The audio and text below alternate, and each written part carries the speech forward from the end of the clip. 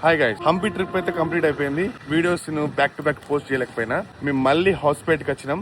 ఇప్పుడు టైం వచ్చేసి ఎంతైతుందిరా 9 అవుతుంది.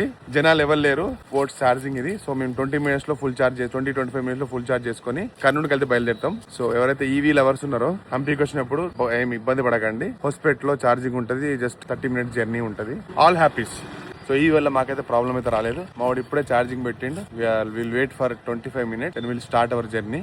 మేము తీసుకున్న బెస్ట్ డెసిషన్ ఏంటిదంటే ఈ ట్రిప్ లో ఈవీ వెహికల్స్ ఉన్న వాళ్ళు ఏం చేస్తారంటే ప్రతిసారి 70% ఛార్జింగ్ మిగిలిపోయింది అనుకో, ఇంకోసారి 50% అయిపోయిన తర్వాత యూజ్ చేద్దాంలే, అవైలబిలిటీ ఉన్నా కానీ పెట్టుకోరు. మేము చేసిన బెస్ట్ ఆప్షన్ ఏంటంటే ఎక్కడ ఛార్జింగ్ దొరుకుతుంది అక్కడ. అంటే మేము టీ బ్రేక్ ఆగినా కూడా, బ్రేక్ఫాస్ట్ బ్రేక్ ఆగినా కూడా, టీ బ్రేక్ కూడా ఇక్కడ ఛార్జింగ్ ఉన్న దగ్గరనే టీ బ్రేక్ తీసుకొని అవైలబుల్ ఉంటే ఛార్జింగ్ పెట్టేసినాం. దాని వల్ల మాకు ఈ ట్రిప్ లో మాత్రం ఈవీలో ఏం ప్రాబ్లం రాలేదు. స్టిల్ మై సజెషన్, ఎక్కడ ఛార్జింగ్ దొరుకుతుంది అక్కడ పెట్టేసేయండి. సో మీకు ఆ 10% 1% అయితే ఎంత ఒక పర్సెంటేజ్ మీ సేఫ్ అవుతుంది అనమాట. స్ట్రాటజిక్ డెసిషన్ తోని మేము వచ్చినాము. So all well. ఇప్పుడు ఒక 10 minutes అవుతుంది. ఆల్మోస్ట్ ఛార్జింగ్ 45% వచ్చింది. And will meet in another video.